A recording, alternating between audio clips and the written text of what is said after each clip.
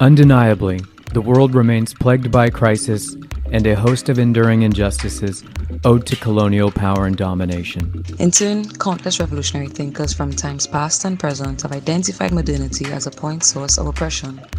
When taking stock of the violent ways in which modernity was and continues to be forged, the Caribbean has been ground zero. That is the crucible of modernity. As an intervention that centers the Caribbean, this season of Surviving Society will provide a window into several of the region's grassroots struggles for land, life, and liberation. This podcast has been sponsored by Pluto Books. You can grab 50% off all books by using the code surviving50 at plutobooks.com. On today's episode, we were joined by Dhanoolal, who informed us about his activist work related to the experience and struggles of deaf communities across the Caribbean. Ian is the current president of the Deaf Empowerment and Advancement Foundation. He was born deaf in Trinidad and Tobago. He has years of experience in sign language research and is a trained deaf interpreter. We were also joined by Ben Braithwaite, lecturer in linguistics at the University of the West Indies, sign language researcher and supporter of the deaf community, who provided interpretation. Thank you, Ian, for joining us on the podcast today. We are so happy to have you, and we are also grateful to Ben for joining us as the voice interpreter for today. I am very excited to, talk to you a little bit more about your work. But first, I would like to ask if you can tell us and our listeners a little bit more about yourself. Well, I'm deaf. I was born deaf. I've been deaf my whole life. I work at the University of the West Indies as a tutor in a Caribbean Sign Language program. And I'm a researcher. I do research on Caribbean sign languages. I'm the president of an organization called DEAF, and I'm also a deaf interpreter. I teach private sign language classes, and I try to support the deaf community. You are one of the busiest people that I know, and you're always, doing a lot of, amazing work. And I also know that you've been working a lot all over the Caribbean. So I want to know if you can tell us about your experiences, working throughout the Caribbean, what you found out about deaf communities and deaf people's experiences in different Caribbean countries or in Trinidad specifically. Can you tell us a little bit more about your research? So my research has mostly looked at how deaf people around the Caribbean sign, comparing differences between, say, here in Trinidad and Tobago. So in Trinidad and Tobago, for example, the history of sign language started with someone from England coming and helping to set up a deaf school, and sign language developed from that school. But there are some parts of the Caribbean where deaf people don't have access to school. So looking at how their language develops in different contexts, where they have access to a school or where they don't. I've noticed that one of the themes that has emerged from my work is attitudes to languages. Sometimes people are critical of certain ways of using language. Older people who created their own languages, for example, younger people might criticize that or feel that there's something wrong with it or it's unacceptable. Other people might accept it. I've also been in places where there is genetic deafness. For example, there are communities in Guyana, in Providence Island in Colombia, and in the Bay Islands. These are places where there has been genetic deafness for generations, where sign languages have emerged. So in those kind of communities, for example, there's a community in Guyana, in the Bay Islands, in Providence, where people often have never gone to school. Deaf people have not had access to a school. Some have, some haven't. And you see differences in the ways that languages develop. Thank you so much for sharing. I want to ask specifically about the attitudes to languages aspect of your research. It's really interesting because I was hearing that there may be some type of like politics or hierarchy to the languages that are used in the different communities where there are deaf people as well as hearing people, between spoken languages as well as sign languages, but also even within the sign language community. That's really interesting to me. So can you tell me a little bit more about that? And then also the impacts on the deaf community of that hierarchy or politics. So ASL has been a colonial language in the Caribbean. It's been brought through special education. Well, people have gone to the US to study. They've learned ASL, American Sign Language, and then they've come here to work in schools. And as a result of that, American Sign Language has spread as a kind of colonial language in the Caribbean. In terms of language attitudes and feeling that certain languages are superior to other languages, one thing that I've noticed from my experience here in Trinidad and Tobago, where we have American Sign Language and Trinidad and Tobago Sign Language side by side. Talking about the impact again, there are many religious organizations and churches, missionaries who've come to the Caribbean, and often they will teach American Sign Language. Actually, in the past, they taught something called Signing Exact English, and they also teach American Sign Language too. And in terms of language attitudes, what I've noticed here in Trinidad and Tobago is that people tend to feel that American Sign Language is better, and they may deny the existence of an indigenous language, TTSL, despite the fact that they've never done any research. And sometimes children might not have respect for older deaf people. The older deaf people who were there when the first school was set up in the 1940s, they created their own language, TTSL. But now younger kids don't have much contact with older deaf people. They have contact with the hearing teachers in the school. They're not outside making relationships with deaf elders in the deaf community. And so they're influenced by that. And as a deaf interpreter myself, it's important for me to be able to understand all the different ways of using language that we have in the community, ASL, TTSL, and anything else.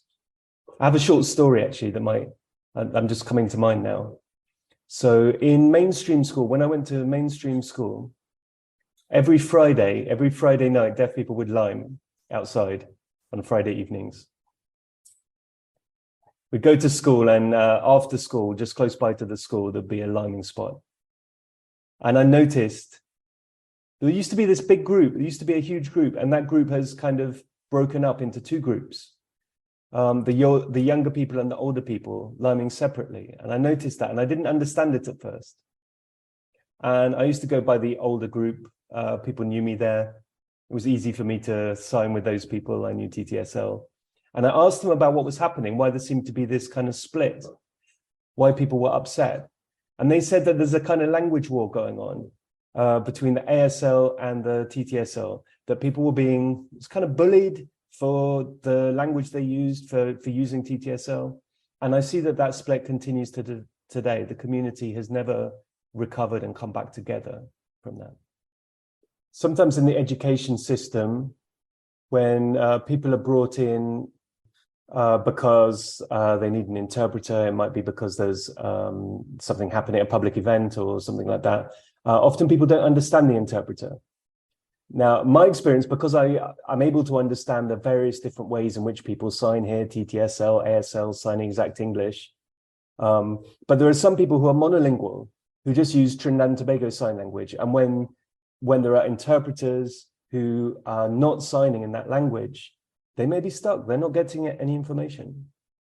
It's just really interesting how the impacts of external intervention without, doing the proper research on the ground, or just assuming that there's nothing here so that the languages outside or the economic policies from outside or whatever from outside could just come and be implanted here. So that's just a really interesting way that, the colonial mentality and mindset exists within the Caribbean and within this specific sociolinguistic community, which would be the deaf community. So I want to, just dig deeper, into the relationships between the deaf community, the hearing community, and language, and ask about the attitudes of hearing people towards, the deaf community and towards TTSL and sign language, the deaf people in Trinidad and Tobago, in the Caribbean. So there are hearing people who are learning sign language, but one of the problems is a lack of facial expression. Some people really don't like to use their face whilst they're signing. And so they don't sign in a natural way. Hearing people tend to, they have their brain is wired in a kind of hearing person way. It's wired by the spoken language that they use, maybe the English that they use. And you can see that in their signing. When I went to school, the kind of signing that I saw being used in the school was not natural signing. When deaf people sign to each other, and the way that they express themselves is very, very different from the way that the hearing interpreters were signing. And you could see people would nod along and pretend to understand when not really understanding. So I tutor at UWE, and we emphasize the importance of facial expressions. When you're using particular signs, they have to be accompanied by particular mouth movements or facial expressions. But hearing people tend to feel shy about that. They feel self-conscious about that. And really, it's a natural part of signing that people have to overcome. People feel like they have to hold their face in a certain kind of way. Deaf people don't have the same cultural norms. Hearing people also tend to feel a kind of pity for deaf people. And that's an oppressive kind of force for us. Hearing people feel that deaf people must be dependent, that we have to do things for you. That means that hearing people control deaf communities often. In the Caribbean, most of the time, there's very little research into how deaf people actually use language, what their culture actually is. There's very little attempt to actually observe and build on what deaf people are already doing. Interpreters don't sufficiently socialize within deaf communities. So there's this kind of divide. Our organization, DEAF, we set up a mentoring program where we invited people to public meetings, to deaf sports events, all kinds of different events. We asked people to come along and they would say, oh yeah, sure. And then when it came down to it, they'd say, oh, I don't have any time this weekend or whatever. So it seems that, so my experience is that hearing people often don't prioritize involvement in deaf communities. Recently, we've seen a lot of media representation of deaf people, in movies and Netflix TV shows, and, it's very popular. So recently at the Super Bowl, they would have had an interpreter interpret for the Super Bowl performances. There were deaf interpreters there. I mean, in the media landscape, it seems that, sign language is becoming, very popular, and deaf people, are being seen a lot more. How is that being mirrored? What is your sense of the impact of the representation in the global north, in America, on TV, and what is happening in the Caribbean in that sense with regards to representation? Okay, in the global north, in the US and Canada, in the UK, it's true that there is this greater representation, and there is greater awareness, I think, of deaf culture and deaf communities. So there's a greater understanding as a result of that. But I think that in the Caribbean, I don't think we see the same thing. I don't think we see the same level of awareness. It's very limited. There is still the general perspective that hearing people have is one of pity, and that's very persistent. And in the Caribbean now we set up organizations in Jamaica, in Trinidad and Tobago, with deaf leaders. That's something that's only started relatively recently. And in other parts of the Caribbean, there aren't any deaf-led organizations. Those organizations continue to be led by hearing people. I'm not sure about Jamaica, but I know here in Trinidad and Tobago, there have also been an increasing number of deaf interpreters.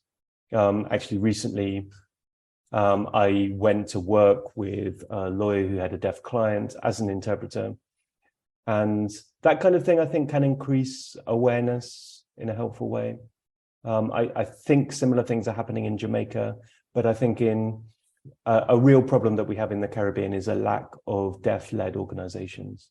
There's an organization called CFD, stands for the Caribbean Federation of the Deaf. It's recently been growing in membership across the Caribbean. And that organization has been doing some work, not yet sort of formally ratified, but we're trying to support making contact with other deaf communities around the Caribbean and trying to encourage deaf leadership. In relation to what Ian mentioned about resistance from deaf communities to even the imposition of American Sign Language, and he mentioned that it was a colonial language. This series is very much focusing on modernity, as well as then too, the ways in which colonialism continues to have lasting legacies. And one aspect of the Caribbean that oftentimes isn't necessarily front and center is the degree to which there is resistance to things that are being imposed upon the region. And I know Ian does quite a bit of research in and around the Caribbean, and I was wondering about what some of those resistances look like. What are some of the other deaf communities throughout the region doing in order to demonstrate their political agency? Because he had mentioned very much too the way in which deaf community members are oftentimes pitied or maybe seen as lacking or deficient in some way, which is wildly problematic, as well as insulting. But then, of course, too, recognizing the agency of deaf communities. And I'm wondering about what do expressions of resistance and agencies by deaf people look like, not only in Trinidad and Tobago, but of course we would want to hear about Trinidad and Tobago, but even just around the region. What are some of the ways in which deaf communities are demonstrating their agency? I think there's, in terms of certain things, there's limited resistance. So, in our organization, DEAF, what we tried to do is to encourage our deaf community locally, let them know about the existence of TTSL and ASL. It can be difficult because of the power of schools, the effect that that has on younger deaf people, and sometimes churches. The churches often will be controlled by hearing people, have hearing interpreters, be connected with missionaries from the US, use American Sign Language. And that can be a challenge, and it can be difficult to resist certain things like that. And I think for some of those things, we haven't yet much success in resisting their influence. But we do try, for example, to document our elders and to support the documentation of languages and communities in other parts, in Trinidad and Tobago and in other parts of the Caribbean. So by documenting what we have, that's a kind of resistance. From what I recall, Ian has been involved in a variety of different research projects. And I was wondering, what do some of those projects of documentation look like? What does engaging with communities, how does that unfold? What do those processes entail? What does documentation look like? What is the documentation used for? Where is it kept? What does that process of documentation as an act of resistance look like? Well, I've been working with Ben doing research for quite a long time. I maybe can't go too deep here, but we try to make video documentations and to archive those recordings, do training in deaf communities with people there so that they can teach their own languages, their own local languages, which they may have never done before. And we try to support those kinds of activities. And also, as part of documentation, that can lead to setting up small workshops to show the kind of work that we've done. In Providence Island in Colombia, I was working with a PhD student over there, and we had been documenting the language. And then after that, we had public presentations, and there were lots of people who came to those presentations who had not been aware of the things that were around them. And I think that had an impact, bringing people's attention to what was around them. In other parts of the Caribbean, I think it's very important that the data and the recordings belong to the communities rather than to the researchers. One sad thing is the lack of deaf organizations that can take ownership for those things. That's a real challenge. Kind of like before, I was working in a project in Guyana, in a community near Bartica, and I was there with Johanna working on this project. And we went through a process of documentation. But the recordings that we made, there wasn't really anyone there in the community that we could give those to. There wasn't a deaf leadership structure that could take ownership of some of the work that we had done. You know, we might give it to a hearing person, but they're not likely to do anything with it. So that's one of the challenges we have. On that point about challenges, Ian had also mentioned the degree to which the education system is very influential, imposing problematic approaches to deaf community issues. What would make the education system better? Honestly, I don't think I can speak for the whole of the Caribbean on this, but I could speak for Trinidad and Tobago. We have struggled for a long time with the Ministry of Education. We have tried writing letters, asking for changes. In particular, we would like to see a bilingual education system, so that deaf children have their own curriculum, which is different from hearing children. They have a different language background, so they need a different kind of approach. We worked on a Trinidad and Tobago Sign Language Dictionary project. This was a 2-year process. We produced a book at the end of it and a DVD, and that was taken forward for approval with the Ministry of Education, but it was never approved. It's 2023 now, this was a long time ago. So that's the kind of struggle that we tend to have. Another thing that happens is that there'll be changes, there are constantly changes happening as a result of political events in the Ministry of Education. And so you have this kind of moving target. We would like to set up a project, a new TTSL dictionary project to encourage workshops with the deaf community, training for interpreters, that kind of thing. What I really appreciate about Ian's work and responses is that it certainly highlights the diversity that exists amongst deaf community members across the region. Deaf communities aren't a monolith. It's seemingly very clear that there's a lot of differentiation amongst deaf communities all around the region. Those certainly come with a host of complexities that he had mentioned in terms of different types of languages that are being used. On this front of building solidarity and getting united, as well as changing things so that the region more accommodating, accepting, as well as welcoming of the diversity of deaf communities that exist there. I'm wondering what type of solidarities exist amongst deaf community members, as well as then too, on this point of solidarity, what can hearing folks do to become more aware or become more solidaristic actors with and alongside deaf communities who, as Ian, I think rightfully noted, should be in the positions of leadership with respect to different deaf struggles. So maybe more in more of a succinct way, what can hearing people do to be engaged in solidarity with deaf community members? I think there are positives and negatives. So in the past, we've worked with hearing groups and we've had some good partnerships with people that has led to awareness.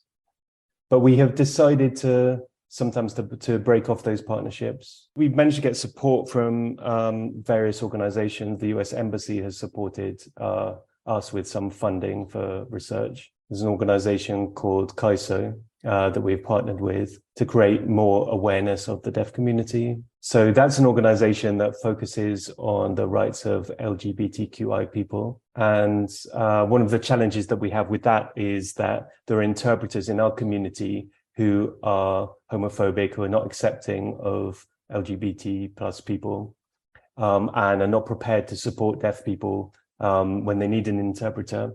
So working in partnership with CAISO has been really useful for us because we've been able to teach sign language in a program called Signing Together to members of the community or service providers who are interested in working with us, and hopefully creating more interpreters, neutral interpreters, people who don't come with discriminatory baggage, who are not going to discriminate about people on the basis of their identity. And I'm hoping that in the future, that kind of partnership between hearing and deaf organizations, where their needs intersect, where their interests intersect, where we can work together to achieve common goals.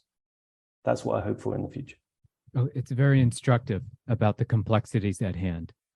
Ian's mentioned several times research, partnerships, engaging with deaf communities. A lot of the listeners will be researchers themselves. And I'm just curious about, what does ethical research with deaf communities look like? And what are some of the pratfalls or problematic things that end up emerging when researchers enter or engage with deaf communities? As well as then too, maybe to get some insight from Ian about, what does culturally safe, culturally sensitive, or responsible ethics look like when conducting research? When first engaging with a community, I think it's really, really important to observe and to try to understand a language and a culture and try to communicate on people's own terms. As a deaf person myself, I feel a connection to other deaf people, and that helps me to do that. But with hearing researchers, I think that I'm not sure if that always happens, to be honest. Because you mentioned different situations in different countries with regards to the structures in terms of the government, but also in terms of the deaf community and their allies and supporters. And the fact that there are some countries that have deaf-led organizations, some countries that the supporting organizations are mainly hearing-led, and maybe there might be countries where there aren't, people, advocating with and for deaf people. Can you tell me, what happens in terms of the organizational structures where there aren't deaf-led organizations? So who is supporting deaf people in those countries? What are the ways that, deaf people who live there go about advocating for themselves and moving through their lives? What happens in those communities? Yeah, in most of the Caribbean, that's the case. Often churches are the most influential organizations engaging with deaf communities, as opposed to any other kind of civil society organizations. Maybe 2 or 3 organizations. In Guyana, there is an organization led by a hearing person. And in Trinidad and Tobago, as well as in other places, there are organizations led by hearing people. And it's very easy for hearing people to speak for deaf people. And all that does is encourage a kind of dependence. Hearing people tend to have much more easy access to governments. They can communicate directly with government agencies. They can access funding for projects. And people in the deaf community don't have similar access. Any projects out on the horizon that you want to share? Okay, well, this year, I started work on a new project. Started this month, actually, so it's just started work. So we're working in this project, a team of people from Jamaica, from Puerto Rico, and from Trinidad and Tobago, doing research across the Caribbean. And the 3 of us working in this project, we getting together, discussing the issues that we all face in the education system, in terms of recognition of our sign languages, all kinds of other issues, language attitudes as well, many other related issues. We've been sharing our ideas amongst ourselves. And the idea is that this project will run for 2 years, working with Dr. Nick Palfreyman, who works, maybe Levi knows him. He works in the UK, and also with Ben. They worked on this proposal for the project. And so I'm excited about that project. And we're planning to do research, to have workshops in different parts of different countries, first of all in the UK. Secondly, I think in Puerto Rico, is it Puerto Rico second or Jamaica second? But in Puerto Rico and Jamaica, and then we're finishing with a meeting in Trinidad and Tobago. And what are the expected outcomes? Like, what are your hopes for this work to add towards the deaf community of the Caribbean? Well, our goal is really, again, about documentation of Caribbean Sign Languages and cultures and different aspects of deaf people's lives. Education, education of deaf children, particularly from the point at which they might be diagnosed as deaf, getting them access to sign language from a young age, providing training for deaf community teachers, training in variation, in leadership. Really, it's something that's not decided yet. The purpose of the project is to develop our ideas together and to work out what we need to do. So we really just started this month. Kind of like the beginning, we're kind of at the draft stage of all of our ideas. We're all throwing them all together and coming up with our plans together. And in April, we're having a workshop in the UK where we're getting together. Nick and Ben are inviting various deaf researchers to that workshop.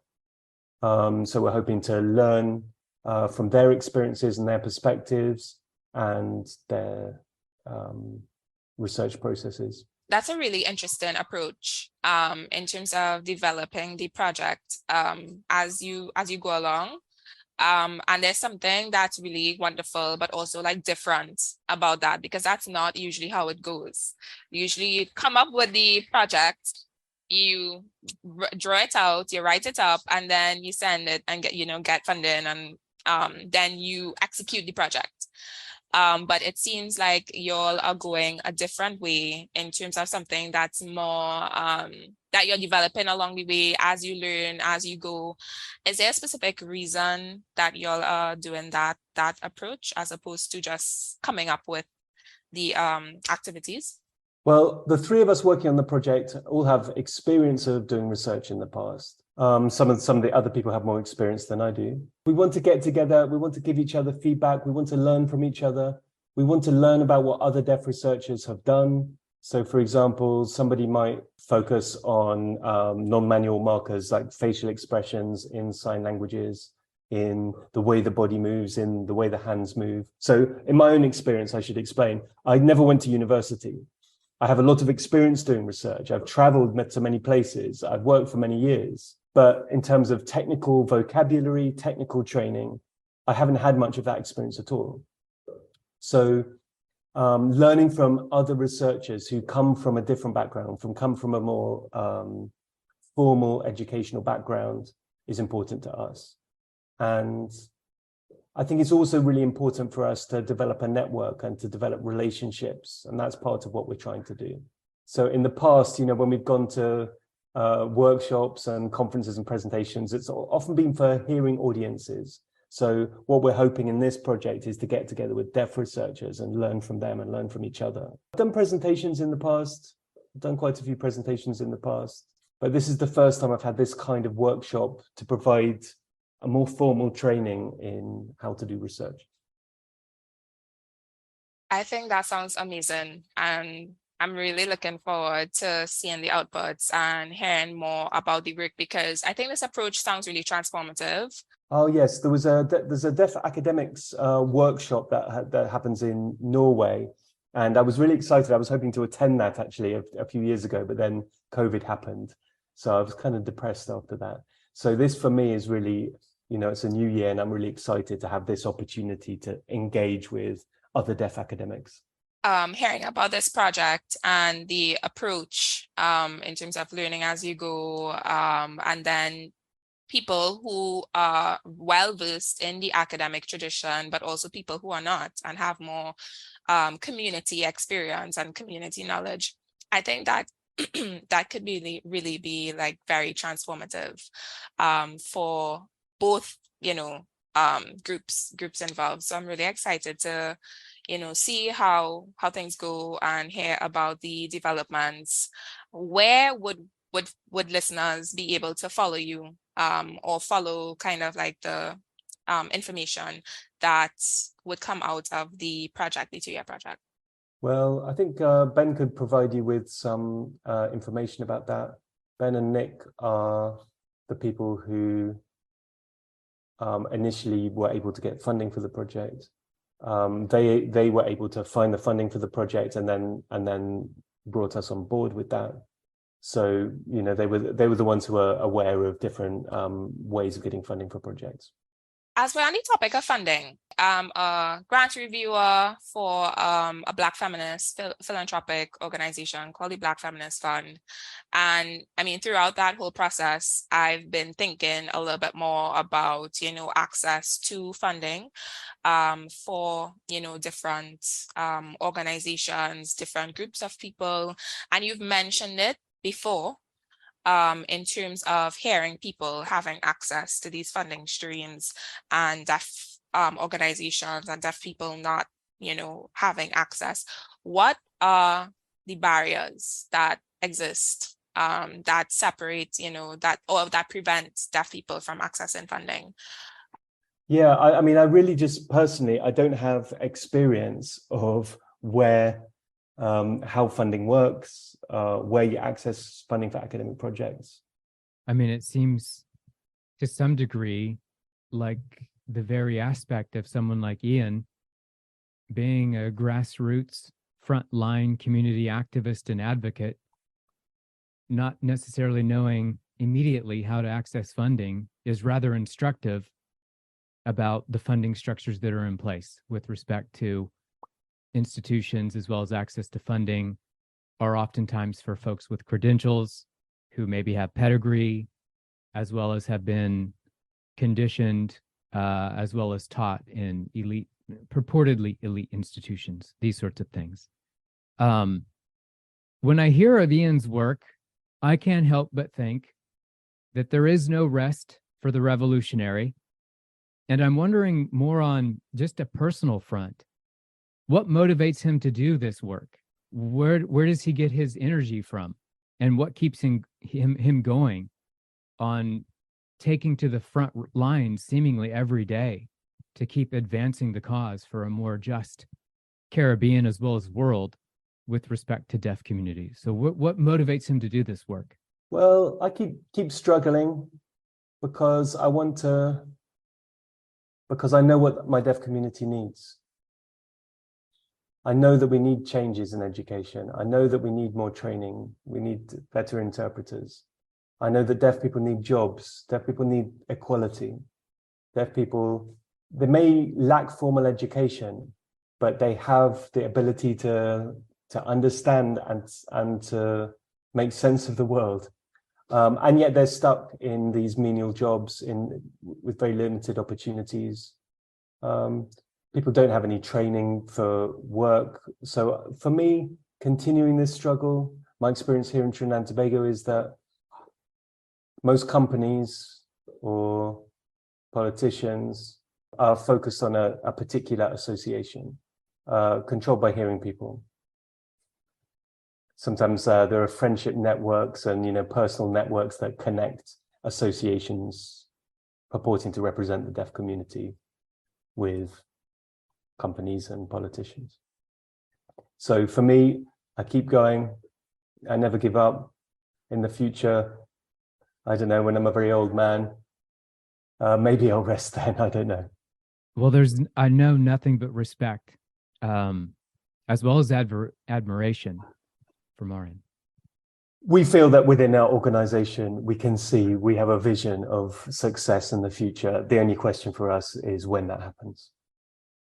Oh, that's a beautiful note to wrap up on. Before we go, though, I do have one more question, and it is about vision of better worlds and better futures. In terms of the struggles as well as work that Ian is engaged in, I'm wondering what does give him hope. Of course, he, as well as his comrades and the community members from different deaf organizations as well as communities, are envisioning a better world for deaf people? What gives them hope? What's a source of inspiration as they continue to engage in this struggle in terms of striving for a better world? Relationships with deaf people in different communities in different parts of the world. I've been in touch with the World Federation of the Deaf. I went to a meeting there and I met deaf people from all around the world, signing in many different ways. And that had a great influence on me. That really inspired me to keep going, to roll my sleeves up and to get to work. Learning about people's experiences, different people's experiences, internalizing that. Sometimes, when I'm feeling depressed or I'm feeling less optimistic about the future, having those relationships to draw on from different communities around the world, seeing deaf people present, seeing deaf people take up space, seeing that there are people like me in different parts of the world. That makes me feel confident that we in the Caribbean can move forward and that we don't have to depend on anywhere else. Sometimes hearing people will say, will tell us that we can't do anything, we can't learn, we can't go to university. Politicians may feel the same way, but those inspirations and those connections are what keep me going. I think it's really important to hold on to positivity, and that is what keeps us going, and that's what allows us to never give up. Fruitful partnerships with hearing organizations is also a source of inspiration. When you are able to achieve a mutual respect and a mutual understanding, that can really lead to new and exciting directions. Ian, thank you so much for joining us. Thank you so much for your work, the work that you do along with the various organizations that you work with. And we're really happy to have you here, and we wish you all the best for your future work. And we will be following, where we can, the different projects that you're a part of. And then also thank you, Ben, for interpreting. We really appreciate it. Thank you for listening to Surviving Society. To support our work, you can rate, review and subscribe. To host or produce a series of Surviving Society, get in touch with us via Twitter or Instagram.